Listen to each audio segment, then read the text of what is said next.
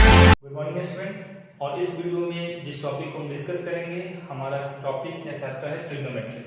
Trigonometry आपका 9-10 के लिए काफी इंपॉर्टेंट टॉपिक है मैथमेटिक्स का, और अगर आप ट्रिग्नोमेट्री को अच्छे से समझना चाहते हैं तो ये वीडियो आपके लिए काफी इंपॉर्टेंट है।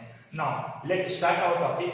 तो ट्रिग्नोमेट्री एक आपका इंग्लिश का वर्ड है जो कि 3 ग्रीक वर्ड से मिलकर बना हुआ है। किस वर्ड से मिलकर बना हुआ है? फर्स्ट वर्ड है ट्राई, सेकेंड वर्ड है ग्रॉन और थर्ड वर्ड है मैट्रॉन। ओके, तो ये 3 वर्ड से मिलकर आपका टॉपिक बना हुआ ट्रिग्नोमेट्री। ये तीनों आपका ग्रीक वर्ड है। ट्राई का मतलब क्या होता है? ट्राई का मतलब होता है 3, गॉन का मतलब होता है साइड, और मैट्रॉन का मतलब क्या होता है? मेजर। ओके, तो ये इन तीनों वर्ड का मतलब होता है। अब इन तीनों वर्ड से आपको क्या समझ में आ रहा है? 3 साइड मेजर। तो 3 साइड कौन से फिगर में होता है? 3 साइड आपका होता है ट्रायंगल में। ओके, 3 साइड कौन से फिगर में होता है? 3 साइड होता है आपका ट्रायंगल में।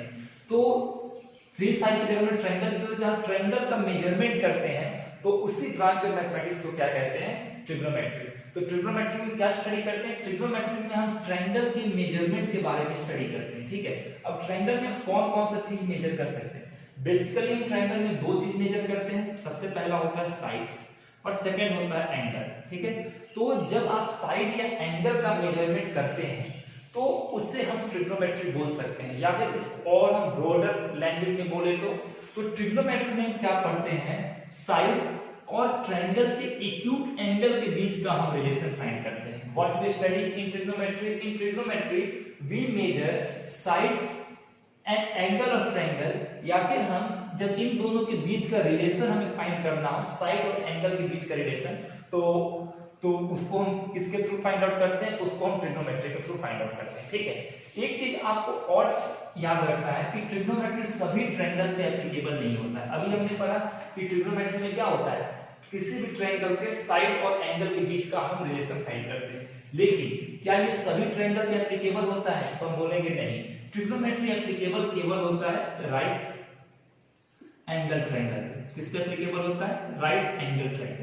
इस बात का ध्यान रखेंगे, वेरी इंपॉर्टेंट। ट्रिग्नोमेट्री सिर्फ और सिर्फ राइट एंगल ट्रायंगल पे ही एप्लीकेबल होता है और किसी ट्रायंगल पे एप्लीकेबल नहीं होता है। सपोज कीजिए कि हमने आपको दिया एक ट्रायंगल ABC। ठीक है, ये आपको फिगर से दिख रहा होगा कि ये 90 डिग्री का हो जाएगा। अब ये हमारा ट्रायंगल है ABC। क्या इसमें हम ट्रिग्नोमेट्री अप्लाई कर सकते हैं? तो यस, इस ट्रायंगल में हम ट्रिग्नोमेट्री अप्लाई कर सकते हैं। ठीक है, इसके बाद हमने आपको ट्रायंगल दे दिया सेकंड DEF,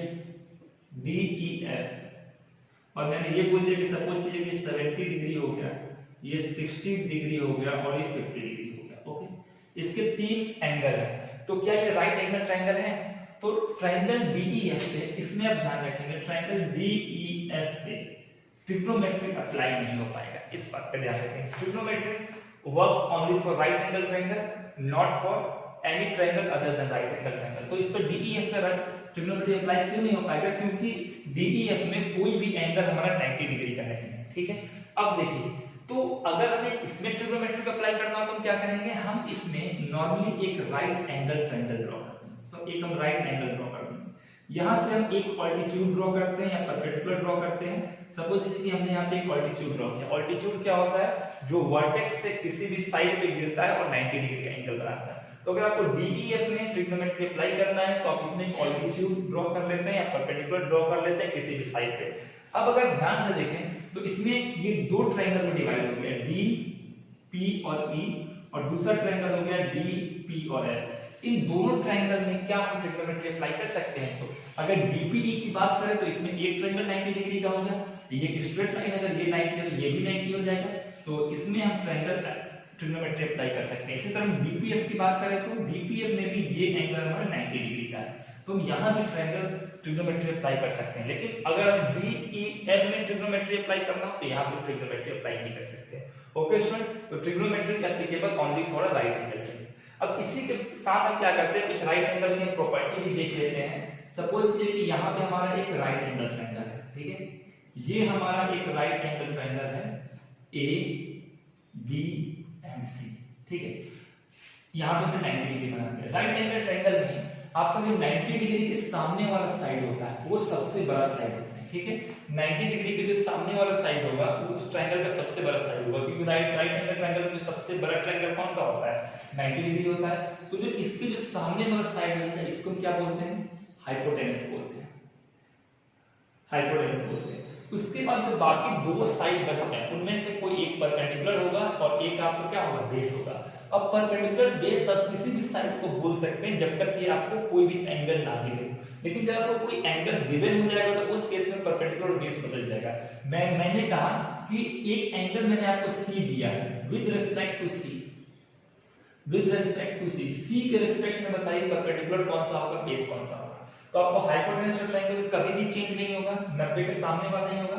अब सी के रिस्पेक्ट में हमको क्या बताना है, परपेंडिकुलर और बेस बताना है। ओके स्टूडेंट्स, तो यहां पे एंगल सी है, एंगल सी के सामने वाले अगर साइड को देखें, जिस एंगल की हम बात कर रहे हैं उसके जो सामने वाला साइड होगा उसको हम क्या बोलेंगे, परपेंडिकुलर। ठीक है, तो इसमें परपेंडिकुलर कौन सा साइड हो जाएगा, AB, और जो साइड सी से टच कर रहा होगा, जो साइड सी से टच कर रहा होगा वो हो जाएगा बेस। ठीक है, अब सी से कौन से दो साइड टच कर रहे हैं, AC, तो AC तो कभी बेस नहीं होगा, क्यों, क्योंकि AC तो हमारा पहले से ही हाइपोटेनस है।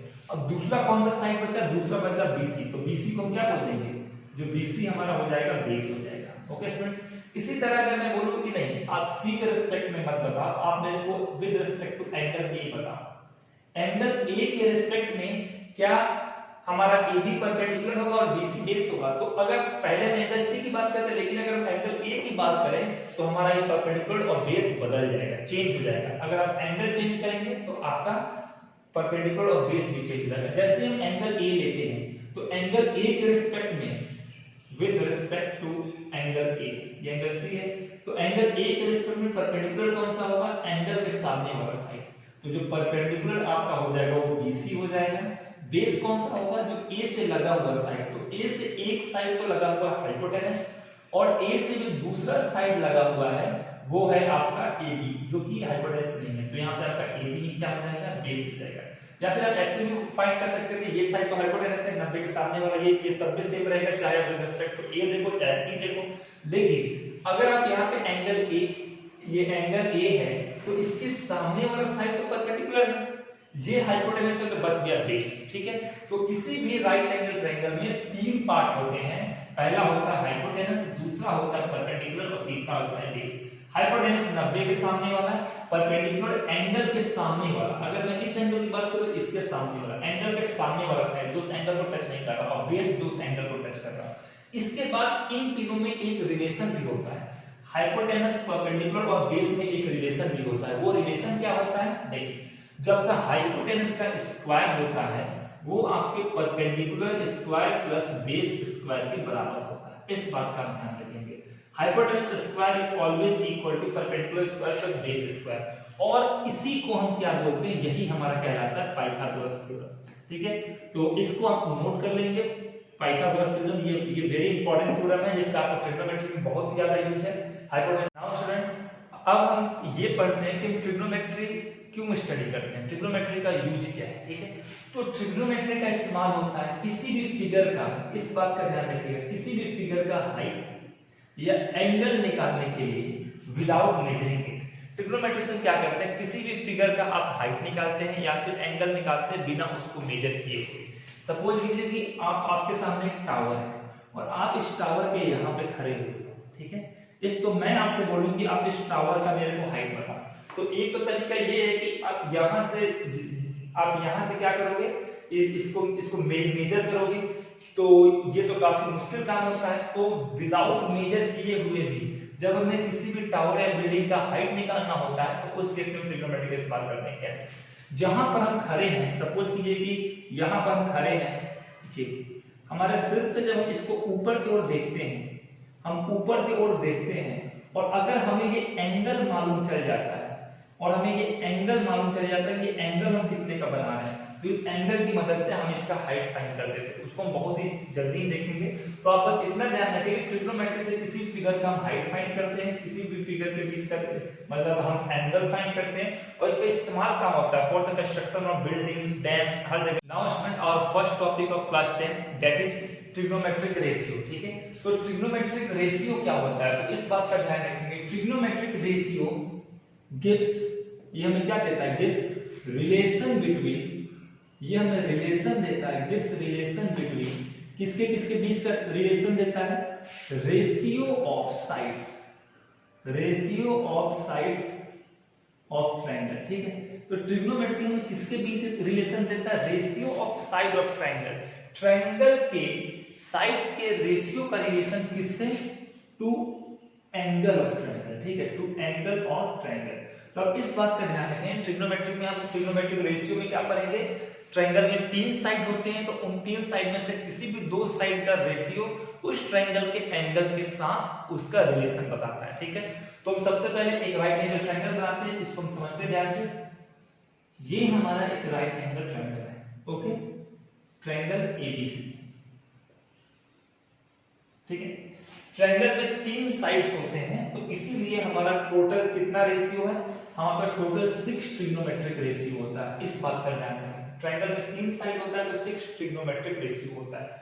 ये हमारा एंगल है A B C, right angle triangle है। एक राइट एंगल ट्रायंगल क्यों बनाया, क्योंकि जो आपका ट्रिग्नोमेट्री होता है वो एप्लीकेबल होता है केवल राइट एंगल ट्रायंगल पे। ओके, अब हम क्या करते हैं यहाँ पर कि सभी उन रेशियो को देखते हैं। सबसे पहला रेशियो होता है साइन। ठीक है, इसको हम बोलते हैं साइन। और जो साइन किसके बराबर होता है, साइन आपका होता है परपेंडिकुलर अपॉन बेस के बराबर। Okay, sorry, perpendicular upon hypotenuse के बराबर। ठीक है, मैं पी एच और हाइपोटेनस बेस में इसके लिख दे रहा हूं। फिर आपका कोसाइन होता है सेकेंड रेशियो, ये किसके बराबर होता है, कोसाइन आपका बेस अपॉन हाइपोटेनस के बराबर होता है। ओके, इसी तरह आपका थर्ड रेशियो होता है टेंजेंट। टेंजेंट किसके बराबर होता है, ये परपेंडिकुलर अपॉन बेस के बराबर होता है। ओके, उसके बाद जो फोर्थ आपका रेशियो होता है कोटेंजेंट। इस बात का ध्यान रखिएगा, कोटेंजेंट। टेंजेंट का ठीक रिवर्स कोटेंजेंट होता है। जैसे टेंजेंट परपेंडिकुलर अपॉन बेस है, तो कोटेंजेंट क्या हो जाएगा, बेस अपॉन परपेंडिकुलर हो जाएगा। क्या हो जाएगा, बेस अपॉन परपेंडिकुलर। ओके, उसके बाद ये कोसाइन, उसके बाद आपका सीकेंट आता है। सीकेंट आपका कोसाइन का जस्ट रिवर्स होता है। कैसे, जैसे आपका ये सीकेंट है, तो सीकेंट आपका बेस अपॉन हाइपोटेनस है, तो सॉरी कोसाइन आपका बेस अपॉन हाइपोटेनस है, तो सीकेंट आपका क्या हो जाएगा, हाइपोटेनस अपॉन बेस हो जाएगा। ओके, इसी तरह आपका सीकेंट है, तो फिर इसका कोसीकेंट आ जाएगा। ये साइन का रिवर्स होता है। साइन क्या है, परपेंडिकुलर अपॉन हाइपोटेनस है, तो कोसेकेंट क्या हो जाएगा, हाइपोटेनस अपॉन परपेंडिकुलर हो जाएगा। तो नाउ स्टूडेंट, साइन को हम शॉर्ट फॉर्म में sin भी लिखते हैं, कोसाइन को हम शॉर्ट फॉर्म में cos भी लिखते हैं, टेंजेंट को शॉर्ट फॉर्म में हम tan भी लिखते हैं, कोसेकेंट को हम शॉर्ट फॉर्म में कोसेक लिखते हैं, सेक को सेक लिखते हैं, कॉट को कॉट लिखते हैं। सबका हम 3 डिजिट लेते हैं, साइन साइन का 3, कोसाइन का cos, टेंजेंट का 3 डिजिट, इसका भी 3 डिजिट, इसका मैं 5 डिजिट क्यों लिया, क्योंकि अगर कोसेकेंट में cos नहीं लेते तो यहाँ का cos और यहाँ का cos बराबर आ जाता है। तो आपको ये ध्यान रखना है, जब इसको मैथमेटिकल फॉर्मूला में यूज करते हैं तो हम इस सभी का क्या करते हैं, 3 डिजिट स्टार्टिंग का उठाते हैं, केवल कोसेकेंट का स्टार्टिंग का 5 डिजिट पिक कर लेते हैं। तो अगर हम इसे शॉर्ट फॉर्म में लिखें तो हमारा साइन को हम sin साइन लिखते हैं, कोसाइन को हम cos लिखते हैं, टेंजेंट को हम tan लिखते हैं, कोसेकेंट को हम क्या लिखते हैं, cos लिखते हैं, सेकेंट को सॉरी ये कोसेकेंट क्या नीचे से कर रहे हैं, इसके कोटेंजेंट को हम cot लिखते हैं, सेकेंट को हम क्या लिखते हैं, sec लिखते हैं, और कोसेकेंट को हम क्या लिखते हैं, cosec लिखते हैं। ठीक है, इसमें आप एक बात का ध्यान रखेंगे, tan cot का रेसिप्रोकल होता है, cos sec का रेसिप्रोकल होता है, और sin cosec का रेसिप्रोकल होता है। ठीक है, तो ये इन सब का शॉर्ट फॉर्म है और ये इन सब का फॉर्मूला है। अब आप देखिए कि इसको जब हम इस ट्रायंगल में जब अप्लाई करते हैं, अब ये ट्रिग्नोमेट्रिक रेशियो, अब देखिए ये आपको स्टार्टिंग में काफी टफ लगता है। जब आप पहली बार ट्रिग्नोमेट्री पढ़ते हैं तो ये आपको थोड़ा सा कॉम्प्लिकेटेड लगता है, या कभी ज्यादा भी कॉम्प्लिकेटेड लगता है, या कुछ स्टूडेंट को जिंदगी भर ये कॉम्प्लिकेटेड ही लगते रहता है। लेकिन अगर आप एक बार इसे समझ लेंगे, ठीक है, तो ये आपके सबसे सिंपलेस्ट टॉपिक बन जाता है। तो इसका इस्तेमाल कैसे करते हैं हम ट्रिग्नोमेट्रिक रेशियो का, हम यहाँ पर देखते हैं। सपोज कीजिए कि हमारे पास ये ट्रायंगल दिया है, ठीक है, इस ट्रायंगल में हमें ट्रिग्नोमेट्रिक रेशियो फाइंड करना है। तो सबसे पहला रिक्वायरमेंट आपके पास क्या होना चाहिए, ट्रायंगल आपका राइट एंगल ट्रायंगल होना चाहिए। अगर कोई भी ट्रायंगल राइट एंगल ट्रायंगल नहीं है तो ये ट्रिग्नोमेट्रिक रेशियो नहीं फाइंड कर सकते। तो हम ये देखें triangle ABC right angle triangle है, कहां पर, डी पर। डी पर ये 90 डिग्री का एंगल बना रहा है। तो हम इसमें हम क्या कर सकते हैं कि ये ट्रिग्नोमेट्रिक रेशियो फाइंड कर सकते हैं।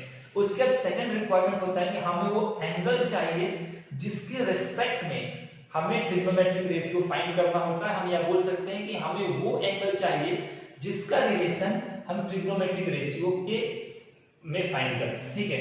आपको, और वो एंगल कैसा होना चाहिए, वो एंगल एक्यूट होना चाहिए। इस चीज को ध्यान रखिएगा।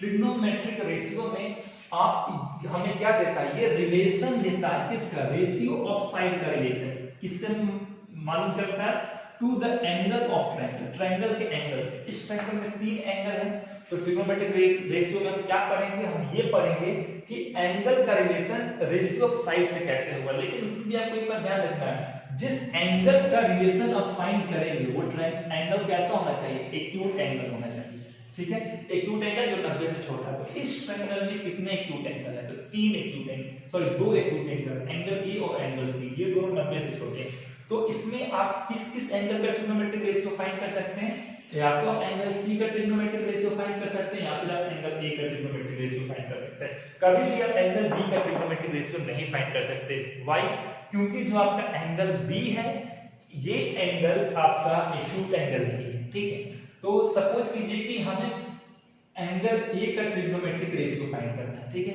एंगल ए का ट्रिग्नोमेट्रिक रेशियो फाइंड करना है। तो सबसे पहले क्या कर देते हैं, यहाँ पे हम एक एंगल बना लेते हैं, ठीक है। एंगल ए का ट्रिग्नोमेट्रिक रेशियो फाइंड करना है, तो सबसे पहले साइड बता लें कौन कौन सा हमारा साइड होगा।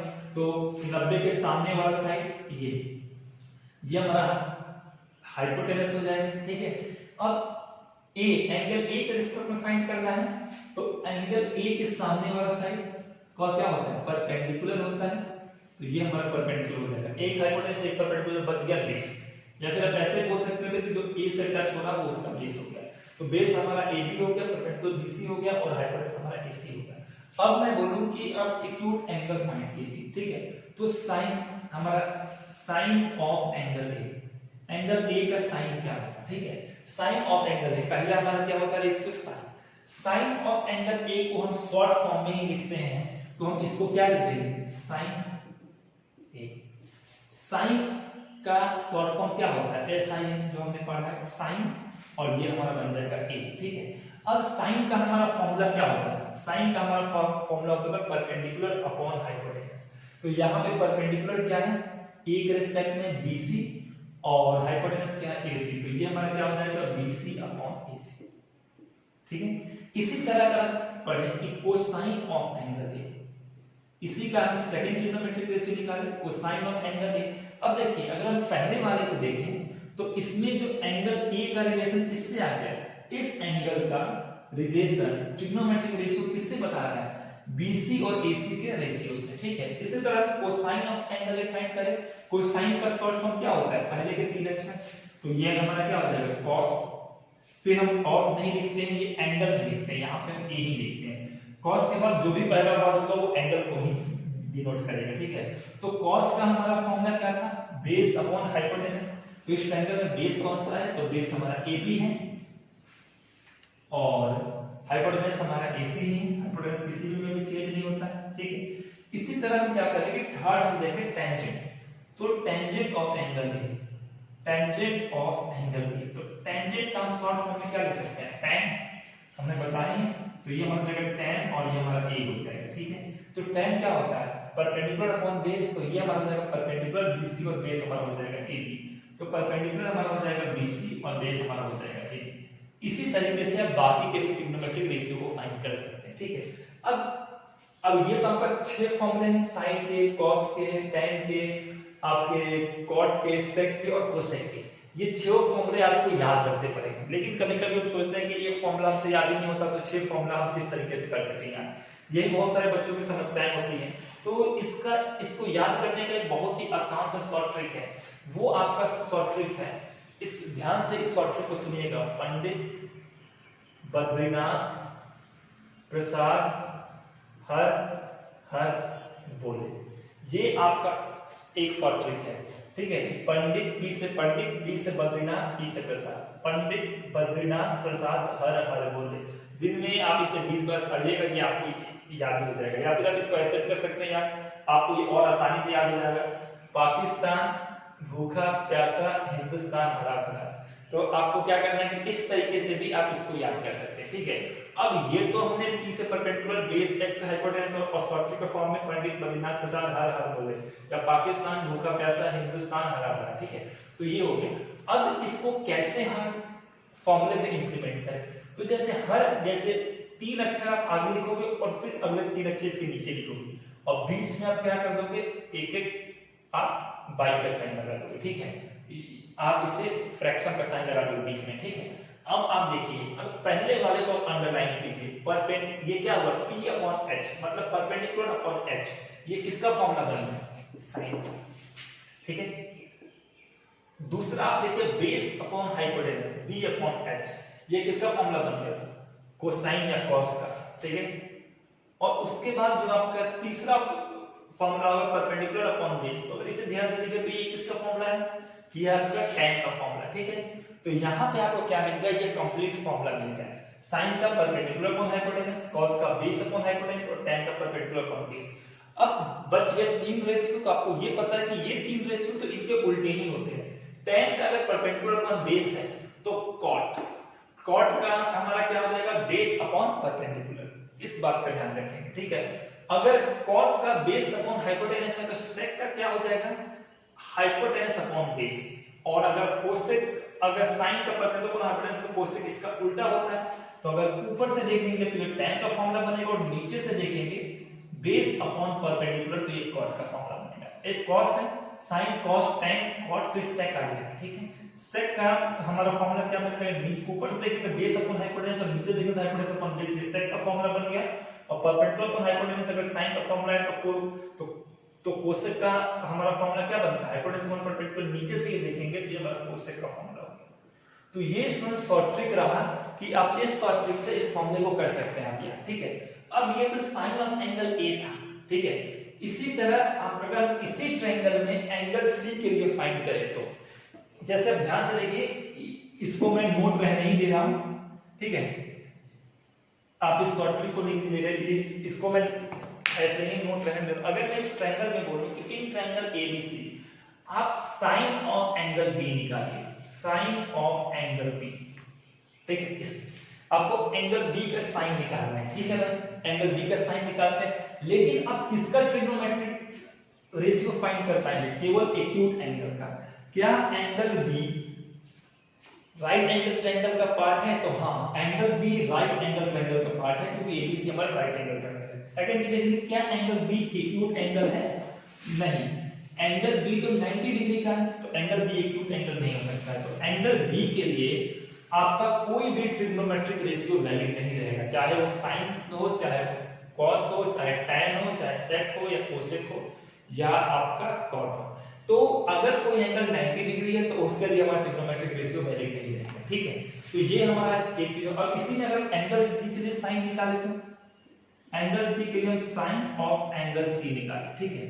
तो साइन ऑफ एंगल C को क्या लिख सकते हैं, साइन का हम शॉर्ट फॉर्म क्या लिखते हैं, SIN, ठीक है। ऑफ हम नहीं लिखते, एंगल नहीं लिखते हैं, साइन C लिख देते हैं, ठीक है। अब ध्यान से देखिए यहाँ पर कि अगर हम साइन C को ले रहे हैं, मतलब अब हम एंगल C की बात कर रहे हैं, तो हमारा क्या होगा, परपेंडिकुलर अपॉन बेस हमारा चेंज हो जाएगा, ठीक है। हम साइन C की बात कर रहे हैं, एंगल C के लिए बात कर रहे हैं, तो C के जो सामने वाला साइड क्या हो जाएगा, ये परपेंडिकुलर हो जाएगा, और जो साइड बच गया वो बेस हो जाएगा, ठीक है। तो साइन का फॉर्मूला क्या होगा, परपेंडिकुलर अपॉन हाइपोटेनस। तो परपेंडिकुलर हमारा कौन सा है, AB, और हमारा हाइपोटेनस कौन सा है, तो AC। तो अगर आप इस बात का अगर ध्यान देखें तो एंगल ए के लिए BC अपॉन AC था साइन का रेशियो, लेकिन एंगल C के लिए साइन का रेशियो क्या होता है AB अपॉन BC। तो इस बात का आपको ध्यान रखना है कि दो ट्रिग्नोमेट्रिक रेशियो तभी बराबर होंगे जब दोनों एंगल बराबर होंगे। अगर कोई ये बोले कि sin A equal to sin C, क्या ये दोनों सेम चीज है? तो बोलेंगे नहीं, दोनों सेम चीज नहीं है। sin A और sin C के इक्वल होने के लिए दोनों क्या है? दोनों हमारा अलग अलग है। दोनों क्या है? sin C की वैल्यू AB अपॉन AC आया है और जबकि sin A का वैल्यू BC अपॉन AC आया है। दोनों अलग अलग चीजें। हाँ, अगर आप दोनों को बराबर करना चाहते हैं तो उस केस में A की वैल्यू किसके बराबर होनी चाहिए? C के बराबर होनी चाहिए, ठीक है। और राइट एंगल ट्रायंगल में AC के बराबर कब होगा? जब दोनों की वैल्यू 45 45 होगी। ओके, नाउ स्टूडेंट अब हम इसके बाकी के भी रेशियो को देख रहे हैं। जैसे हमें बोले कि कोटेंजेंट निकालो एंगल C का। C की बात करें हम C में देखते हैं cotangent of angle C। Angle C ध्यान रखिए हमारा परपेंडिकुलर बेस एक केस से बदल चुका है। तो कोटेंजेंट ऑफ एंगल C, तो कोटेंजेंट का फॉर्मूला क्या होता है? tan का फॉर्मूला होता है परपेंडिकुलर ऑन बेस, तो cot पहले तो हम कोटेंजेंट को हम लिख क्या सकते हैं? कोटेंजेंट को शॉर्ट फॉर्म में तीन अक्षर पहले का लिखते हैं cot, ठीक है। ऑफ नहीं लिखते हैं, एंगल नहीं लिखते हैं, cot C लिखते हैं। इसका मतलब होता है कोटेंजेंट ऑफ एंगल C। और cot का फॉर्मूला क्या होता है? या तो आप शॉर्ट ट्रिक से इसको ध्यान रख लें, या फिर आप परपेंडिकुलर तक ध्यान है तो टेंजेंट पर tan का ध्यान है तो tan का परपेंडिकुलर अपॉन बेस, तो cot का क्या हो जाएगा? Base upon perpendicular. तो बेस हमारा कौन सा हो जाएगा? BC, और हमारा परपेंडिकुलर क्या हो जाएगा? AB। BC अपॉन हमारा AB हो जाएगा। अब ध्यान से देखिए, कुछ लोग बोलेंगे सर tan और cot बराबर आ रहा है, तो यहाँ tan और cot बराबर नहीं होता है। यहाँ tan की वैल्यू A हमने ली है, यहाँ cot की वैल्यू C ली है। तो अलग अलग एंगल के लिए हमारा ये बराबर आ सकता है, बस सेम एंगल के लिए नहीं आएगा। इसमें कुछ अभी और बहुत इंटरेस्टिंग चीज देखने वाला है, इसको आप समझते चलिए। अगर मैं बोलूं कि कोस सेकेंड का आप वैल्यू निकालो, जैसे आप लोगों ने अगर इसको नोट कर लिया तो मैं इसको मिटा दूं, इसको मिटा दूं। अब इसमें अगर एक चीज ध्यान से देखें तो मैं बोलूं कि कोस सेकेंड ऑफ एंगल ए का, सॉरी एंगल सी जो है, सी को लेके चल, एंगल सी का कोस सेकेंड क्या होगा? तो जब कोस सेकेंड की बात करते हैं तो अगर हम 3 डिजिट लेते तो ये हमारा कॉस बन जाता है। तो हमें मालूम नहीं चलता कि कोसाइन है कोस सेकेंड है, तो कोस सेकेंड के केस में 5 डिजिट लेते हैं, ठीक है। तो ये कोसेक हो गया। इसको हम शॉर्ट फॉर्म में क्या लिखते हैं? कोसेक C, ठीक है। कोसेक C का मतलब क्या होता है कि ये कोस सेकेंड का रेशियो है और C हमारा एंगल है, ठीक है। इसका मतलब सेम ही शॉर्ट फॉर्म में इसको ये लिखते हैं। अब कोसेक C किसके इक्वल होता है? तो आप इस बात का ध्यान रखेंगे, कोसेक क्या होता है? साइन आपका परपेंडिकुलर अपॉन हाइपोटेनस होता है, तो कोसेक क्या हो जाएगा? Hypotenuse upon perpendicular. तो इसमें हाइपोटेनस क्या है? AC, और हमारा परपेंडिकुलर क्या है? AB, ठीक है। इसी तरह आपसे अगर कोई भी रेशियो पूछा जाए तो आप उस रेशियो को फाइंड कर लेंगे। Okay student, pause the video and note it down. Now student, इसमें हम कुछ इन्हीं रेशियो के बीच का कुछ इंपॉर्टेंट हम रिलेशन देख लें। वो इंपॉर्टेंट रिलेशन क्या है? जैसे हमने एक राइट एंगल ट्रायंगल बनाया है, ठीक है। This is our right angle triangle A B and C। तो देखिए ट्रिग्नोमेट्री, जैसे आप अलजेब्रा में x y z एज्यूम किया करते थे, वैसे ट्रिग्नोमेट्री में हम कुछ ग्रीक वर्ड एज्यूम करते हैं अननोन एंगल के लिए। जैसे वो ग्रीक वर्ड कौन से होते हैं? पहला हमारा होता है थीटा, इसको हम क्या बोलते हैं? इसको हम बोलते हैं थीटा। और दूसरा क्या होता है? दूसरा हमारा होता है फाई। इस बात का आप ध्यान रखेंगे, पहला थीटा होता है और दूसरा फाई होता है। हमने सपोज कर लिया कि एंगल B हमारा थीटा है, ये आपको नया लग रहा होगा, धीरे धीरे आप इसके यूज्ड हो जाओगे। आप यदि चाहो तो एंगल C हमारा अननोन वेरिएबल है, सिर्फ थीटा मान के चाहो तो सिर्फ x भी मान सकते हो, कोई फर्क नहीं पड़ता है। लेकिन ट्रिग्नोमेट्री में हम x की जगह थीटा फाई हम इस तरीके के एंगल्स को मानते हैं, तो हमने इसको क्या मान लिया? थीटा मान लिया। ठीक ये वैसे ही जैसे अलजेब्रा में अननोन वेरिएबल के x y z है, ट्रिग्नोमेट्री में अननोन वेरिएबल के लिए क्या है? थीटा है, ठीक है। अब ये हमारा एंगल थीटा हो गया, ये 90 डिग्री हो गया। तो अभी क्या है कि इसमें तो हाइपोटेनस हमारा h हो गया। अब मैं बोलूं कि आपको थीटा के रिस्पेक्ट में परपेंडिकुलर बेस बताओ, तो थीटा के सामने वाला एंगल कौन सा है? परपेंडिकुलर। थीटा के जो सामने वाला एंगल होता है वो परपेंडिकुलर, थीटा जिससे टच होता है वो बेस होता है। ये तो बेस हो नहीं सकता क्योंकि ये हाइपोटेनस। तो मैं इस ट्रायंगल में बेस भी मिल गया और हाइपोटेनस परपेंडिकुलर भी मिल गया। अब मैं आपसे पूछूं कि sin थीटा की वैल्यू क्या होगी? sin थीटा, तो आपको आपने कहा कि सर sin थीटा का वैल्यू सिंपल सा होता है, ये आपका होता है परपेंडिकुलर अपॉन हाइपोटेन्यूज, ठीक है। अगर मैं इसी तरह cos थीटा की वैल्यू पूछ दूं तो आपने कहा कि सर cos थीटा की वैल्यू बेस अपॉन हाइपोटेन्यूज होता है, ठीक है। इसी तरह मैं tan थीटा की वैल्यू पूछ दूं तो आपने कहा सर ये परपेंडिकुलर अपॉन बेस होता है। अब आप एक चीज को ध्यान से देखें कि अगर हम tan थीटा को हम दोनों tan थीटा के ऊपर और नीचे हम क्या करें, अगर हाइपोटेन्यूज से मल्टीप्लाई करें, ऊपर और नीचे दोनों को हम क्या करें हाइपोटेन्यूज से डिवाइड करें, ऊपर भी हमने h से डिवाइड कर दिया, नीचे भी h से डिवाइड कर दिया, इसमें कोई फर्क नहीं पड़ेगा। ये p अपॉन h इसका फॉर्मूला बन जाता है sin थीटा का, और ये सॉरी ये बेस b अपॉन h हो जाएगा, परपेंडिकुलर बेस था, और ये b अपॉन h किसका फॉर्मूला बन जाता है, ये बन जाता है आपका cos थीटा का। तो जो tan थीटा को हम दोनों h से हमने डिवाइड कर दिया, किसमें कन्वर्ट हो जाएगा sin थीटा अपॉन में cos थीटा। तो यहां से बोल सकते हैं कि tan थीटा का हमें एक सेकंड फॉर्मूला मिल जाता है, और वो सेकंड फॉर्मूला कौन सा होता है, वो हमारा होता है sin थीटा अपॉन में cos थीटा। अगर आप चाहें तो आप इसको डिवाइड करके देख ले, sin थीटा और cos थीटा को आप डिवाइड करके देखिए। sin थीटा हमारा होता है परपेंडिकुलर अपॉन हाइपोटेन्यूज, और cos थीटा क्या होता है हमारा बेस अपॉन हाइपोटेन्यूज, ठीक है। ये हाइपोटेन्यूज मल्टीप्लाई होने इससे चला जाएगा, ये इससे आ जाएगा, ठीक है। तो हमारा बचेगा क्या p into h, और ये जो नीचे आएगा जो हो जाएगा h into b, ठीक है। तो ये h से h कैंसिल हो जाएगा, क्या आ जाएगा p upon b आ जाएगा। तो sin थीटा को cos थीटा डिवाइड करें p upon b आ गया, p और b इसका फॉर्मूला होता है tan थीटा का। ओके स्टूडेंट, तो ये हमारा tan थीटा का फॉर्मूला आ गया, ये आपका sin theta upon cos theta. अब हमने एक चीज पढ़ा था कि जो cot थीटा होता है वो क्या होता है, बेस अपॉन हाइपोटेन्यूज होता है, सॉरी बेस अपॉन परपेंडिकुलर होता है, ठीक है। अगर हम इस पर बेस को उठा के नीचे लेके आए तो हमारा ये फिगर क्या बन जाएगा 1 अपॉन p अपॉन b, ठीक है। और ये 1 अपॉन p अपॉन b क्या होता है, ये हमने पढ़ा भी था, p अपॉन b आपका tan थीटा होता है। तो जो cot थीटा जो आपका स्टूडेंट्स आ गया वो क्या आ गया 1 अपॉन tan थीटा। अब tan थीटा का हमने एक और चीज पढ़ा है कि tan थीटा में हमारा क्या होता है, tan थीटा हमारा होता है 1 अपॉन ये हो जाएगा sin थीटा अपॉन में cos थीटा, ठीक है। cos थीटा ये थर्ड नंबर पे इसको उठा के ले जाएंगे ऊपर, तो ये हमारा किस में कन्वर्ट हो जाएगा cos theta upon sin theta. तो यहां से हमें cot थीटा का रिलेशन मिल गया कि ये cot थीटा के तीन फॉर्मूले होते हैं, ठीक है। इसका अगर sec थीटा की बात करें, ये आप सभी को मालूम है जो sec थीटा होता है वो क्या होता है 1 अपॉन cos थीटा होता है, ठीक है। कैसे, जो sec थीटा होता है वो cos का रेसिप्रोकल होता है, जो cosec थीटा होता है ये आपका क्या होता है, ये आपका होता है 1 अपॉन sin थीटा। तो ये और जैसे कहीं आपको ऐसा लिखा मिले sin स्क्वायर थीटा, इसका मतलब क्या होता है, इसका मतलब आपका यही होता है sin थीटा स्क्वायर, ठीक है। जैसे मान लीजिए कि sin थीटा की अगर आपकी वैल्यू आपको 3/7 मिल गई है, तो जब sin आपसे पूछा है कि sin स्क्वायर थीटा का मतलब क्या होगा, तो आप कुछ नहीं करेंगे, इसका ये टोटल के ऊपर आप स्क्वायर कर देंगे, ये मीनिंग ध्यान रखिएगा। इसमें हम स्क्वायर लिखने का तरीका थोड़ा डिफरेंट होता है, हम स्क्वायर को हम आइडेंटिटी के ऊपर लिख देते हैं। इसी तरह अगर मैं आपको ये लिखूं कि cos क्यूब थीटा, ठीक है, तो इसका मतलब क्या होता है, इसका मतलब ये cos थीटा की वैल्यू निकाल दीजिए, उसका क्यूब कर दीजिए, यहां sin थीटा की वैल्यू निकाल दीजिए। इन अ ट्रायंगल ABC, ठीक है, एक ट्रायंगल है ABC, right angle at A, जिसपे राइट एंगल कहां पर है A पर, तो हम इसका डायग्राम बनाते हैं। ये एक ट्रायंगल है हमारा, ठीक है।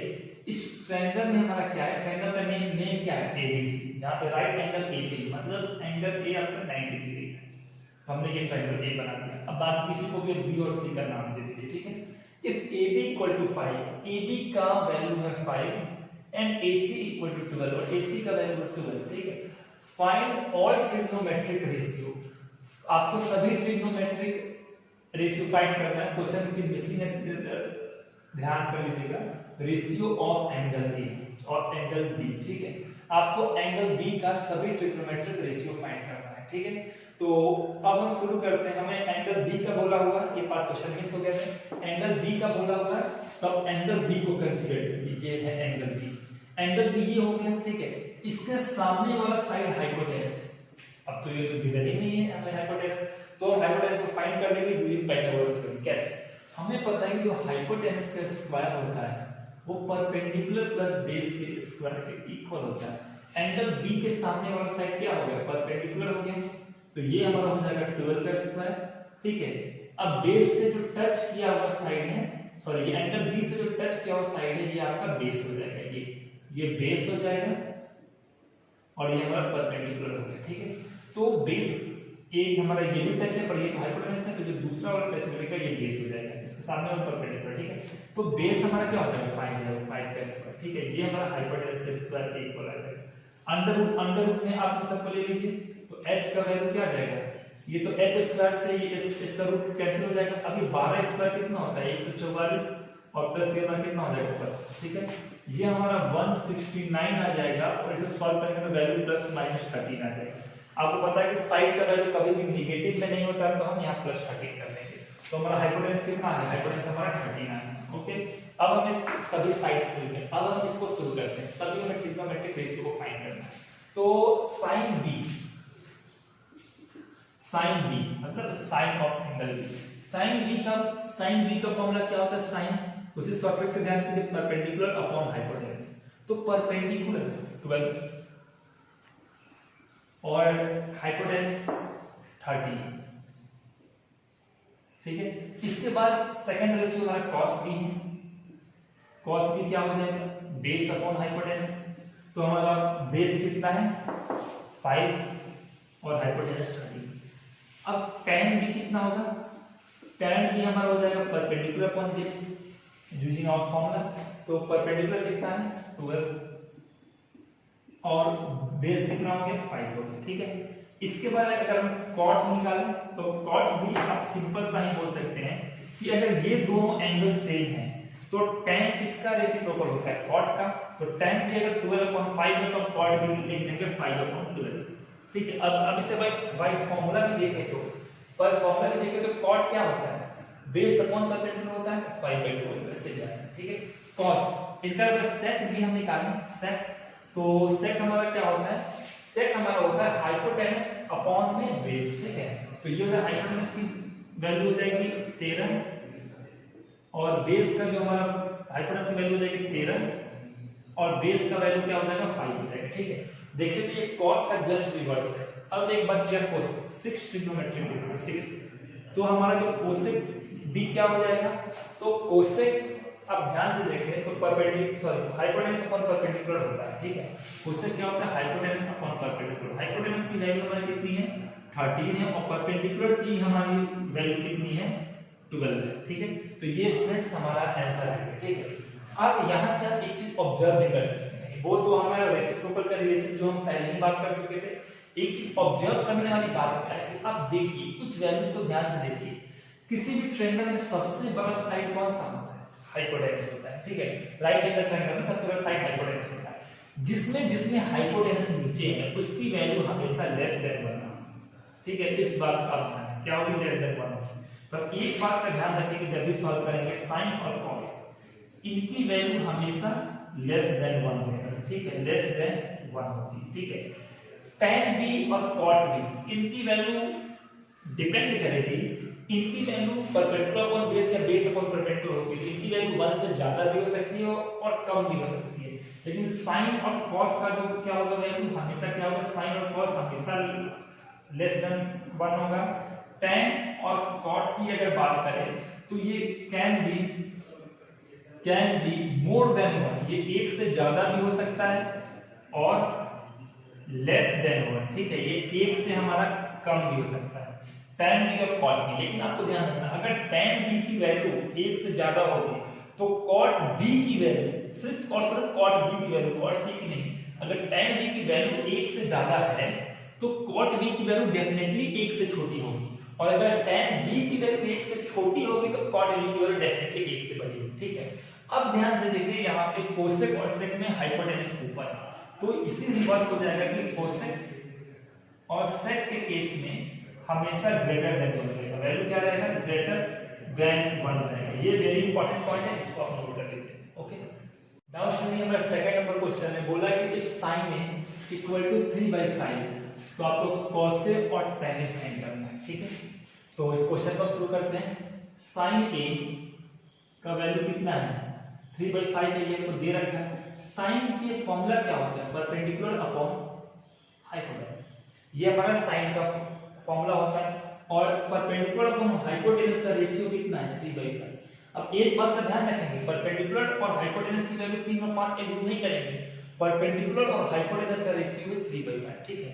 तो हम यहाँ से क्या कर ले कि एक हमें ट्रायंगल में हमें परपेंडिकुलर हमें कितना मिल गया 3 मिल गया, हाइपोटेनस 3/5 मिल गया। बुक्स में इसको इसकी वैल्यू को 3/5 मिलता है तो a का मल्टीप्लाई करके 3 को 5 के बोल देता है, चाहे आप 3 को 5 के लेके भी सॉल्व करो, चाहे आप a बिना लिए भी सॉल्व करो, आंसर आपका हमेशा सेम आता है, कोई फर्क की बात नहीं। आसान बनाने के लिए हम क्या कर देते हैं, p की वैल्यू को एज्यूम कर लेते हैं 3 और h की वैल्यू को एज्यूम कर लेते हैं 5, ठीक है। अब यहाँ पर क्या है कि परपेंडिकुलर अपॉन हाइपोटेनस 3/5 हो गया। पूछा आपसे क्या हो cos, अब परपेंडिकुलर भी आपको मालूम है, हाइपोटेनस मालूम है, ठीक है। तो अब बेस निकाल लीजिए, बिना दोनों साइड के आपको कुछ मालूम नहीं चल पाएगा। तो आपको पता है कि जो हाइपोटेनस का स्क्वायर होता है वो क्या होता है, परपेंडिकुलर स्क्वायर प्लस बेस, ठीक है। ये तो आपका हाइपोटेनस का स्क्वायर हो गया, ठीक है। अब यहाँ पर आपको बेस फाइंड करना है, तो जो बेस का स्क्वायर हो जाएगा वो हाइपोटेनस माइनस परपेंडिकुलर का स्क्वायर हो जाएगा, ठीक है। हाइपोटेनस है 5 तो 5 का स्क्वायर माइनस परपेंडिकुलर 3 का स्क्वायर, तो ये जगह 25 माइनस 16 हो जाएगा, सॉरी 25 माइनस 9 हो जाएगा और इसका वैल्यू 16 के बराबर आ जाएगा, ठीक है। तो आपका बेस का स्क्वायर का वैल्यू 16 के बराबर आ गया। तो बेस का वैल्यू कितना आ जाएगा, दोनों और अंडर रूट ले लीजिए, तो अंडर रूट में ये बेस का स्क्वायर अंडर रूट में तो बेस आ जाएगा और 16 इसका रूट स्क्वायर तो 4 आ जाएगा, तो बेस का वैल्यू कितना आ जाएगा 4 आ जाएगा। ओके, अब आपसे पूछा क्या हुआ था, cos a पूछा हुआ था, इसको आप सिंपलीफाई कर लेंगे, जो cos a आपका हो जाएगा, cos हमारा क्या होता है बेस अपॉन हाइपोटेनस होता है, तो हमारा बेस क्या हो जाएगा 4 हो जाएगा और हमारा हाइपोटेनस क्या हो जाएगा 5 हो जाएगा, ठीक है। इसी तरह tan a पूछा हुआ है, तो tan a स्टूडेंट्स हमारा क्या हो जाएगा, tan परपेंडिकुलर अपॉन बेस होता है, तो परपेंडिकुलर की जो वैल्यू है हमारा परपेंडिकुलर 3 है और बेस की value 4। Okay student, pause the video and note it down. Now student ये हमारा क्वेश्चन नंबर 3 है, कहा कि अगर कोसेक a का वैल्यू √10 है तो आप cot a का वैल्यू फाइंड कीजिए, ठीक है। अब यहां पे आप एक चीज देखिए कि कोसेक a इसके वैल्यू क्या है √10 है, हम √10 को क्या लिख सकते हैं, √10/1 भी लिख सकते हैं, कोई फर्क नहीं पड़ेगा, ठीक है। अब कोसेक का फॉर्मूला क्या होता है, हाइपोटेनस अपॉन परपेंडिकुलर, और ये कितना आ जाएगा √10/1 आ जाएगा, ठीक है।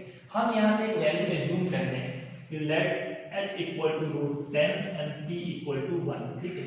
ये हमने यहाँ से रेशियो एज्यूम कर लिया, ठीक है। तो हमारा बेस कितना आ जाएगा, आपको पता है base square plus perpendicular square equal to hypotenuse square, perpendicular को हम उठा के हम भेज देंगे उस साइड, तो base square equal to hypotenuse minus perpendicular square, तो यहाँ से जो बेस स्क्वायर आ जाएगा वो हमारा हाइपोटेनस का वैल्यू √10 का होल स्क्वायर माइनस 1 का स्क्वायर, ठीक है। दोनों ओर हम अंडर रूट ले लें, ठीक है।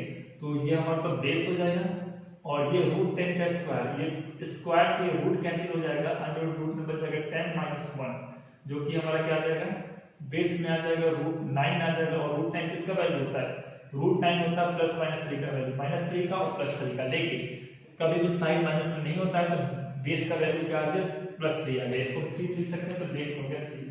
पूछा cot a, तो cot a हमारा क्या है कि cot a का जो हमारा फॉर्मूला क्या होता है, एंगल सेम है, तो cot का जो हमारा क्या होता है फॉर्मूला, आप इसको देखिए ध्यान से, cot हमारा होता है बेस अपॉन परपेंडिकुलर, बेस का वैल्यू 3 और परपेंडिकुलर वैल्यू 1, तो cot a का वैल्यू कितना आ जाएगा 3। ओके स्टूडेंट, ये क्वेश्चन बहुत ही सिंपल है, अगर आपने बेसिक समझा तो pause the video and note it down. Now student ये हमारा क्वेश्चन नंबर 4 है और ये भी काफी इजी क्वेश्चन है। जैसे tan a की आपको वैल्यू दे रखा है, tan a ये वैल्यू क्या दे रखा है √2 - 1, ठीक है। अब इसको हम चाहे तो अपॉन में 1 लिख सकते हैं। tan a, tan क्या होता है परपेंडिकुलर अपॉन बेस होता है, तो ये हो गया √3 - 1 हो गया और ये हमारा हो गया वैल्यू 1 हो गया, ठीक है। तो परपेंडिकुलर का वैल्यू यहां से क्या आ गया √2 - 1 और बेस का वैल्यू क्या आ गया 1 आ गया, ओके। अब यहाँ पर हमें साइन और कॉस निकालना है, दोनों के लिए हमें हाइपोटेनस का होना बहुत जरूरी है। तो हम यहाँ से क्या करते हैं हाइपोटेनस फाइंड करते हैं, पता है हाइपोटेनस का जो स्क्वायर होता है perpendicular square plus base square, तो परपेंडिकुलर का स्क्वायर क्या हो जाएगा √2 - 1 और होल स्क्वायर प्लस 1, ठीक, इसका होल स्क्वायर, ये बेस हो गया, तो ये हमारा हो जाएगा 2 √2 का square a square plus b square minus 2ab, ठीक है। a का वैल्यू 1 है, a का वैल्यू √2 है, b का वैल्यू 1 है, ठीक है, और 1 का स्क्वायर 1 ही हो जाएगा, ऐड करने पे हो जाएगा 4 और -2 √2, ठीक है। 2 1 3 1 4, ठीक है। तो ये तो हमारा आंसर है हाइपोटेनस का स्क्वायर है, इस बात का ध्यान रखेंगे। तो हाइपोटेनस का वैल्यू क्या आएगा, उसके लिए आपको दोनों ओर अंडर रूट लेना पड़ेगा। तो हमने हाइपोटेनस का स्क्वायर, इसका अंडर रूट लेंगे तो हमारा h आ जाएगा और ये कितना आ जाएगा 4 - 2√2, ठीक है। ये हमारा आंसर आ गया हाइपोटेनस, ओके।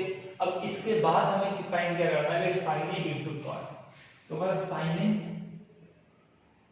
* cos a। अब आप इस बात को ध्यान से देखिए, sin a का वैल्यू क्या है, sin a का जो हमारा sin a हमारा हो जाएगा perpendicular upon base, perpendicular upon hypotenuse. Perpendicular का वैल्यू क्या हो जाएगा √2 - 1 और हाइपोटेनस क्या हो जाएगा, अंडर रूट में है 4 रूट -2√2, ठीक है।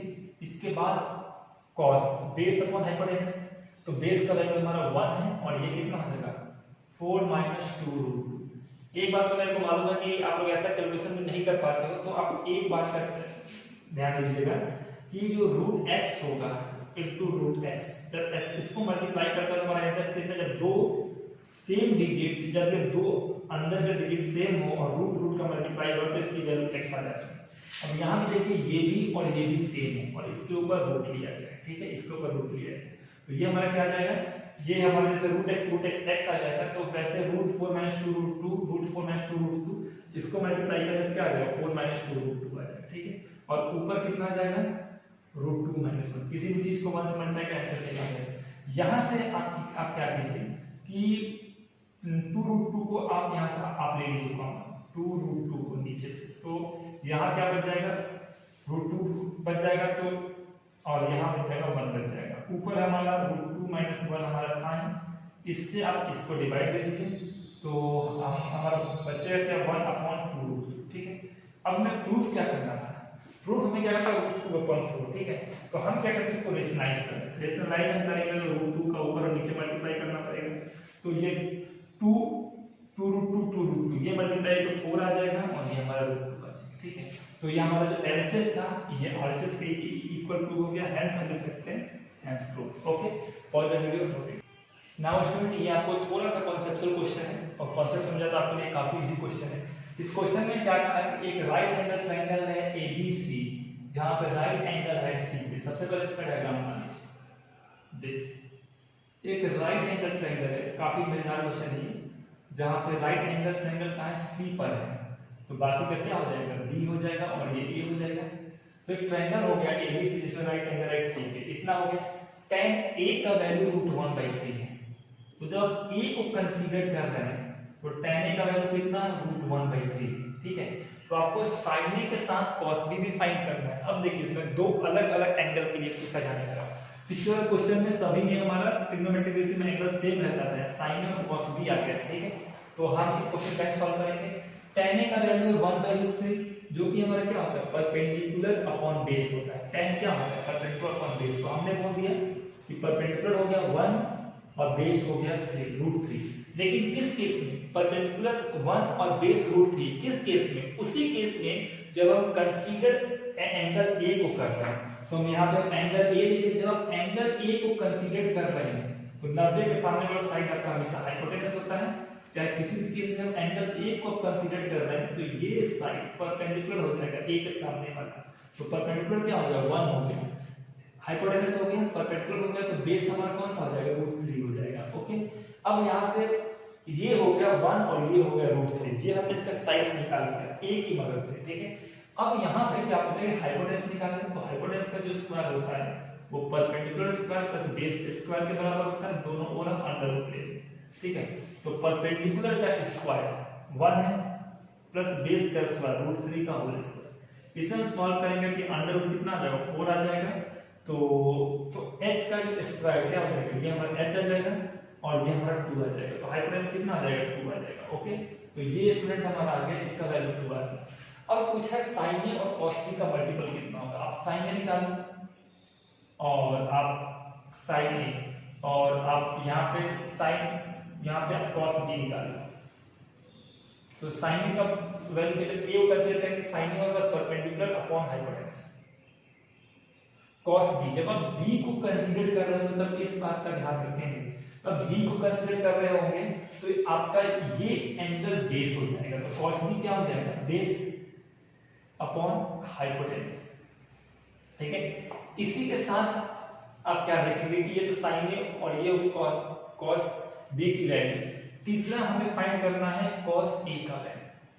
cos ए जब आप ए कंसीडर कर रहे हो तो ये आपका बेस हो जाएगा, तो ये हो जाएगा बेस अपॉन हाइपोटेनस, और उसके साथ क्या साइन बी है। ठीक है, तो साइन बी, तो जब बी को कंसीडर कर रहे तो ये आपका परपेंडिकुलर हो जाएगा ये। ठीक है, तो जो साइन बी का जो हमारा वैल्यू हो जाएगा ये हमारा क्या हो जाएगा, √3 divided by sine B. Okay, √3 divided by 2। ठीक है, तो ये स्टूडेंट्स हमारा आंसर आ गया। ठीक है, अब यहां पर आप एक बात देखिए, आपसे पूछा क्या है, साइन ए cos बी प्लस cos ए साइन बी।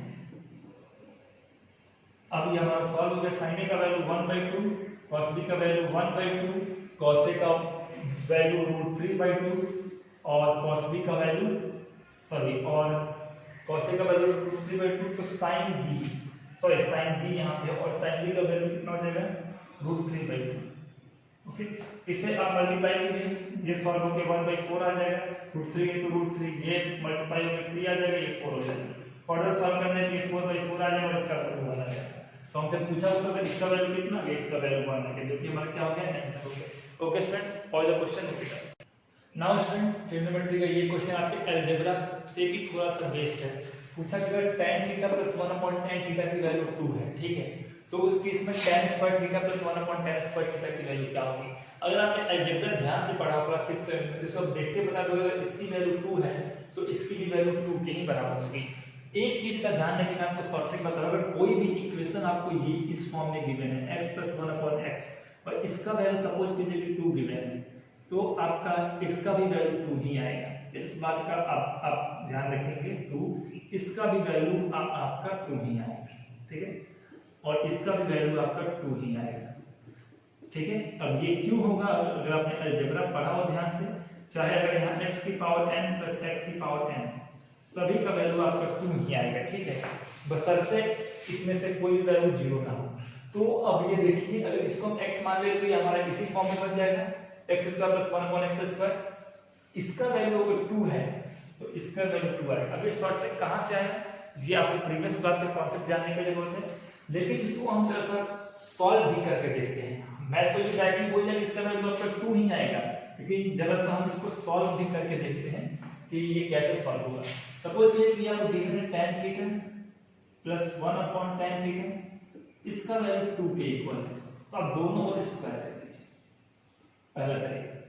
ठीक है, दोनों ओर स्क्वायर कर, ये 4 आ जाएगा, ये कितना हो जाएगा, a² tan square theta + b² 1/tan square theta plus 2 ab होता है, a आपका tan थीटा है और b क्या है, 1/tan थीटा है। ठीक है, इससे कैंसिल हो जाएगा, ये बच जाएगा यहाँ पे 2 को ले जाइए उस साइड, ये हो जाएगा 4 - 2 आ जाएगा, और ये क्या देगा जो आपसे पूछा हुआ है, tan square theta + 1/tan square theta. Okay, इसे फर्दर सॉल्व करेंगे तो ये कितना हो जाएगा, tan square theta + 1/tan square theta, और इसका वैल्यू क्या हो जाएगा, 4 - 2, ये तो मालूम है 2 के बराबर। Okay student, all the way. Now student, ये काफी कॉन्सेप्चुअल क्वेश्चन है। इस क्वेश्चन में गिवन है कि अगर sin b sin q के इक्वल है ऑफ 2 ट्रायंगल्स, 2 ट्रायंगल हैं जिनमें sin b sin q के इक्वल है, और दोनों ट्रायंगल कौन से, triangle abc and triangle pqr, तो आपको प्रूफ करना है कि जो एंगल b होगा वो एंगल q के इक्वल होगा। ओके, ये आपको प्रूफ करना है। सबसे पहले आप इसका डायग्राम बना लीजिए। एक आपका ट्रायंगल है दिस, इसे ध्यान से समझिएगा कि सिमिलैरिटी ऑफ ट्रायंगल का कांसेप्ट यूज होगा। एक है a, दूसरा है b और तीसरा है c। ठीक है, और दूसरा है आपका pqr, हम यहां पे बात करेंगे sin b हमारा एकूट होना चाहिए, इसको हम बनाते हैं ऐसे c, और इसको हमने बना लिया एंगल b। ठीक है, और इसको q हमने मान लिया, और यहाँ पे हमने r मान लिया। क्यों, क्योंकि sin b लिखा हुआ है तो ट्रिग्नोमेट्रिक बेसिस पर एक्यूट एंगल का निकलता है। ठीक है, तो q भी हमारा एक्यूट एंगल है। अब यहाँ पे आपको गिवन क्या है, sin b sin q के इक्वल है, तो हम इसे ऐसे लिख दें sin b = sin q। ठीक है, अब साइन बी क्या होता है, परपेंडिकुलर अपॉन बेस। अगर ये एंगल है, कंसीडर करने वाला एंगल ये इसके सामने ये परपेंडिकुलर हो जाएगा, 90 के सामने वाला आपका हाइपोटेनस होता ही है और ये आपका बेस हो जाएगा। ठीक इसी तरह इसमें भी ये आपका परपेंडिकुलर हो जाएगा, ये जो 90 के सामने वाला आपका हाइपोटेनस होता है और जिससे एंगल टच होता है वो आपका बेस होता है। ठीक है, तो Q sorry sine b equal to sine q हो जाएगा। साइन b का वैल्यू क्या हो जाएगा, परपेंडिकुलर हो जाएगा हाइपोटेनस, तो परपेंडिकुलर की वैल्यू हो जाएगी ac और हाइपोटेनस की वैल्यू हो जाएगी ab। ठीक है, साइन q क्या हो जाएगा, pr हो जाएगा परपेंडिकुलर अपॉन हाइपोटेनस, ये हमारा क्या हो जाएगा pq हो जाएगा। इतना तो ये हमारा आ गया। इसके बाद अब एक चीज आप और देखिए, हाँ ये हमारा रेशियो आ गया। इस रेशियो को इसको हमने फर्दर सॉल्व किया यहाँ पर, तो हम क्या कर रहे हैं कि AB को उधर और PR उधर, इसे एक्सचेंज कर रहे हैं, PR इधर आ जाएगा, AB इधर चला जाएगा, तो AC अपॉन जो PR हो जाएगा ये हमारा क्या हो जाएगा AB और ये हमारा PQ आ जाएगा। ओके स्टूडेंट्स, अब इसके बाद इसको हम कैसे करेंगे फर्दर सॉल्व, जो हमारा यहाँ पे ये तो हमारा दोनों रेशियो बराबर है, ये रेशियो बराबर है, इसको हमने क्या कर दिया K एज्यूम कर लिया। क्या एज्यूम कर लिया, K एज्यूम कर लिया। तो हम यहाँ से क्या लिख सकते हैं, AC upon PR equal to K, तो हम AC को क्या लिख सकते हैं, K PR लिख सकते हैं, ये हमारा कोई कांस्टेंट हो गया। ठीक इसी तरह हम AB के बारे में क्या लिख सकते हैं, AB upon PQ equal to K, तो PQ को उधर भेज दे तो AB क्या हो जाएगा, K PQ हो जाएगा। ठीक है, अब हम क्या करेंगे कि तो सब BC फाइंड करें। तीसरा अगर हम रेशियो फाइंड करें BC अपॉन RQ। अब एक क्वेश्चन आपके माइंड में आ रहा होगा सर ने BC ऊपर RQ क्यों लिया, तो जानिए जब आपको एंगल इक्वल करना पड़ता है तो दो ही चीज हमारे पास होना चाहिए, कॉन्ग्रुएंसी या फिर सिमिलरिटी। हमें दो साइड प्रोपोर्शन में दिया ही है, तो चेक कर ले रहे हैं क्या तीसरा साइड भी प्रोपोर्शन में है, क्या तीसरे साइड की वैल्यू K के बराबर आ रही है।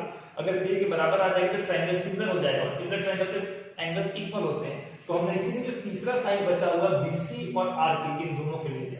अब आप ये बताइए, अगर इन ट्रायंगल को ध्यान से देखें तो परपेंडिकुलर पर बेसिस पर हाइपोटेनस स्क्वायर के इक्वल होता था, तो यहाँ मैं शॉर्ट फॉर्म में लिख दे रहा हूं, सब समझिएगा। जो AB स्क्वायर होता, AC स्क्वायर होता प्लस हमारा BC स्क्वायर होता, ये हमारे किसके इक्वल आना चाहिए था, AB स्क्वायर के आना चाहिए था इक्वल। ठीक है, तो यहाँ से हम ये हमारा हाँ, तो यहाँ से जब हम BC स्क्वायर फाइंड करते हैं, इससे मैं यहाँ करें तो जब यहाँ पे BC स्क्वायर को फाइंड करते हैं तो वो हमारा AB square minus AC square आ जाता है। अब एक चीज ध्यान दें, AB का वैल्यू क्या था, K PQ था, तो ये हमारा हो जाता है K dot PQ the whole square minus ये K PR था, K PR K dot PR इसका द होल स्क्वायर।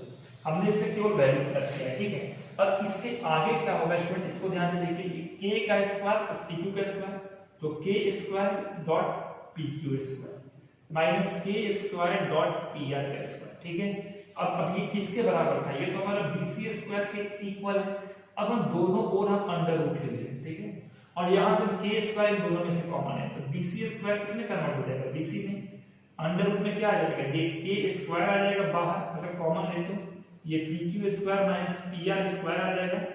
ठीक है, K बाहर ले लें, स्क्वायर है तो ये रूट के बाहर आ जाएगा, फिर क्या आ जाएगा K PQ माइनस PR आ जाएगा। ठीक है, तो इसमें यहाँ पे BC का वैल्यू आ गया। ठीक है, इसी तरह अगर हम RQ निकालें तो आप ध्यान से देखिएगा इसको कि जब RQ को करेंगे सॉल्व तो क्या होगा, हमारा जो PR स्क्वायर है प्लस RQ स्क्वायर है ये हमारा PQ स्क्वायर के बराबर है। ठीक है, इसको हम चाहे तो ये लिख सकते हैं, जो RQ स्क्वायर, जो RQ हमारा क्या हो जाएगा PQ square minus PR square का अंडर रूट हो जाएगा। हमने क्या किया, इसको मैं थोड़ा डायरेक्टली लिख दिया है, इतना आप कर ही सकते हैं, इसको मैं इस साइड ले गया और दोनों को अंडर रूट कर दिया। ठीक है, अब हम इसमें इन दो BC का वैल्यू पुट अप कर रहे हैं और RQ का वैल्यू यहाँ पुट अप कर रहे हैं, तो BC का जो वैल्यू है किसके इक्वल आ गया है, K PQ माइनस PR के बराबर। ठीक है, और आपका RQ का किसके बराबर वैल्यू है, PQ square, sorry PQ square और PR स्क्वायर है। अब जो हमारा RQ का वैल्यू है PQ, सॉरी यहाँ पे हमारा एक हल्का मिस्टेक हो गया था, इसे ध्यान रखिएगा, पी क्यू, ये होल स्क्वायर नहीं था, ये इसके स्क्वायर था, ठीक है। उसके बाद P Q minus P R square, okay. तो यहाँ पे क्या हो जाएगा, पी क्यू स्क्वायर, ये ब्रैकेट में है, P Q square minus P R square, ठीक है स्टूडेंट्स। ये हमारा बीसी अपॉन आर क्यू का वैल्यू आ गया। इससे ये डिवाइड हो जाएगा, P Q square minus P R square से ऊपर का डिवाइड हो जाएगा और आएगा क्या आंसर, के बाई 1, जिसको हम चाहे तो क्या लिख सकते हैं, हम के भी लिख सकते हैं। तो ये आंसर के बीसी अपॉन आर क्यू किसके बराबर है, के के बराबर है। अब के की जगह पे हम चाहे तो लिख सकते हैं बीसी अपॉन आर क्यू, तो हम के की जगह पे लिख देना बीसी अपॉन आर क्यू, ठीक है। लेकिन इसको आप स्टेप बाय स्टेप लिखिएगा, ठीक है। तो के की जगह हमने लिख दिया बीसी बाई आर क्यू। अब ध्यान से देखिए, इस ट्रायंगल का तीनों साइड प्रोपोर्शन में आ गया, क्या आ गया, तीनों साइड प्रोपोर्शन में आ गया। एसी पीआर के प्रोपोर्शन में है, एसी पीआर के प्रोपोर्शन में है, एबी जो हमारा है वो पीक्यू के प्रोपोर्शन में है, और जो बीसी है ये हमारा इसके प्रोपोर्शन में। और जब ये दोनों ट्रायंगल के तीनों प्रोपोर्शन के साइड इक्वल होते हैं तो ट्रायंगल क्या हो जाता है, सिमिलर। तो यहां से बोल सकते हैं कि हेंस ट्रायंगल एबीसी सिमिलर का साइन होता है, सिमिलर टू ट्रायंगल पीक्यूआर। जब ये सिमिलर हो गया तो अब ध्यान से देखिए, एसी एसी के नीचे कौन सा है, पीआर है, इसको ध्यान से देखिए। तो जो, क्योंकि आप लोग बिना कुछ जाने सिंपलिसिटी से प्रूव कर देते, पर सिंपलिसिटी कैसे वर्क करता है वो उसको आप लोग देखिए। Corresponding part of similar triangle, तो एसी के सामने वाला साइड ये है और एसी किसके प्रोपोर्शनल है, पीआर के। तो पीआर के सामने वाला साइड क्या है, ये पीआर के सामने वाला एंगल ये है। तो एसी के सामने वाला एंगल बी, पीआर के सामने वाला एंगल क्यू। जब ये सिमिलर ट्रायंगल है तो क्योंकि ये दोनों प्रोपोर्शनल में है तो हमारा क्या हो जाएगा, एंगल बी हो जाएगा, एंगल क्यू के प्रोपोर्शनल हो जाएगा, corresponding part of similar triangle. Okay student, very important question, all the video. Now student, ये हमारा लास्ट क्वेश्चन इस वीडियो का। इस क्वेश्चन में थोड़ा सा इंटरेस्टिंग क्वेश्चन है। इस क्वेश्चन में बोला गया है इन ट्रायंगल ओपीक्यू, एक ट्रायंगल है ओपीक्यू जो राइट एंगल है टी। सबसे पहला वर्क टू मेक डायग्राम, हम यहां डायग्राम बनाएंगे एक। तो ये हमारा क्या है, एक राइट एंगल ट्रायंगल है ये, ठीक है। ओपीक्यू ओ पी क्यू, जो राइट एंगल टी पर है हमने यहाँ पर टी लिख दिया और क्यू हमारा ये है, ठीक है। OP equal to 7 centimetre, OP हमारा 7 सेंटीमीटर हो गया है। एंड ओक्यू माइनस पीक्यू, मतलब ओक्यू माइनस पीक्यू की वैल्यू 1, हम इसको यहाँ लिख दे रहे हैं ओक्यू माइनस पीक्यू, इसका वैल्यू 1 है, ठीक है। तो आपको sine Q and cos Q ये दोनों फाइंड करना है। साइन क्यू कितना होगा, कॉस क्यू कितना होगा। अब साइन के लिए तो आपको परपेंडिकुलर भी मालूम होना चाहिए, और सॉरी बेस हाइपोटेन्यूज मालूम होना चाहिए, कॉस के लिए बेस ही मालूम होना चाहिए। तो इससे हम सॉल्व करते हैं। एक चीज तो हमें मालूम है कि किसी भी राइट एंगल ट्रायंगल पे, तो ट्रायंगल हमारा राइट एंगल ट्रायंगल है ओपीक्यू, तो हमारा इसमें क्या हो जाएगा, इस राइट एंगल ट्रायंगल में परपेंडिकुलर स्क्वायर तो base square equal to hypotenuse square हो जाएगा, ठीक है। अगर क्यू की बात कर रहे हैं तो ये हमारा साइड क्या हो जाएगा, दोनों में क्यू की बात है, ये परपेंडिकुलर हो जाएगा। इससे टच किया हुआ साइड हमेशा बेस होता है और 90 के सामने साइड हमेशा हाइपोटेन्यूज होता है। तो perpendicular square plus base square equal to hypotenuse square, ठीक है। परपेंडिकुलर का वैल्यू क्या है, ओपी, तो ये हो जाएगा ओपी स्क्वायर। बेस का वैल्यू क्या है, पीक्यू, और हाइपोटेन्यूज का वैल्यू मालूम नहीं है। अच्छा, अगर हम यहाँ पे इसको ध्यान से देखें तो OQ की वैल्यू किसके बराबर आ जाएगी, PQ को उधर ले जाए 1 प्लस PQ के बराबर आ जाएगी। तो इधर लिख देते हैं 1 प्लस PQ। ये हमारा हाइपोटेन्यूज हमारा OQ नहीं था, हाइपोटेन्यूज हमारा क्या था, OQ था, और OQ का हमने वैल्यू OP के टर्म में निकाल दिया, ठीक है। अब इसको टेस्ट करना होगा, इसे फर्दर सॉल्व करते हैं। OP का वैल्यू कितना है, 7 है, तो ये हो जाएगा 7 का स्क्वायर प्लस हमारा PQ का स्क्वायर, यहाँ पे हमारा ये बचेगा ही, ये हो जाएगा। जब इसे सॉल्व करेंगे तो 1 का स्क्वायर 1, ये हो जाएगा PQ का स्क्वायर हो जाएगा, प्लस हमारा क्या हो जाएगा 2AB, तो A का वैल्यू 1 और PQ भी हमारा ये आ जाएगा, ठीक है। PQ को हम इधर ले जाएं और 1 को हम इस साइड लाएं, तो देखिएगा हमारा क्या होगा कि 2PQ हम किस साइड का टर्म को लिख रहे हैं प्लस PQ, ठीक है। अब इस PQ को हम इधर ले आए तो ये माइनस PQ हो जाएगा, और ये हमारा हो जाएगा 49 माइनस 1, ये कितना हो जाएगा 48 हो जाएगा। इस PQ से ये PQ कैंसिल हो जाएगा, तो 2PQ की वैल्यू कितना हो जाएगा 48। तो हम यहाँ से लिख सकते हैं कि PQ का वैल्यू कितना हो जाएगा 24 हो जाएगा, क्योंकि 2 से ये 48 कैंसिल हो जाएगा। ठीक है। तो PQ का वैल्यू हमारा कितना आ गया 24 आ गया। अब स्टूडेंट यहाँ पे देखिए कि PQ का वैल्यू हमारा 24 आ गया, तो PQ ये बेस का वैल्यू कितना आ गया 24 आ गया। अब OQ का वैल्यू कितना होगा, तो OQ जो हमारा होता है 1 प्लस PQ, PQ वैल्यू 24 है तो ये 25 आ जाएगा, तो ये हाइपोटेन्यूज के बराबर हो जाएगा 25 के बराबर आ जाएगा। ठीक है, अब हमारा ये क्वेश्चन सॉल्व होगा। अब केवल आपको वैल्यू पुट करना है। साइन Q, अगर आप देखें तो साइन Q को हम लिए तो परपेंडिकुलर हमारा ये हो जाएगा, परपेंडिकुलर अपॉन हाइपोटेन्यूज होता है, परपेंडिकुलर हमारा ये हो जाएगा, इसका वैल्यू परपेंडिकुलर हमारा OP हो जाएगा, OP का वैल्यू 7 है और हाइपोटेन्यूज हमारा 25 आया, तो sin थीटा का वैल्यू 7/25 आ जाएगा। और cos थीटा का वैल्यू क्या आ जाएगा, बेस हमारा 24 हो जाएगा, बेस अपॉन हाइपोटेन्यूज, बेस 24 हो जाएगा, हाइपोटेन्यूज 25। तो स्टूडेंट ये हमारा इस क्वेश्चन सॉल्व हो गया। अब आपको इन सभी क्वेश्चन को अपने पेयर नोट में करना है, प्रैक्टिस करना है। ओके, आज के लिए इतना ही, थैंक यू।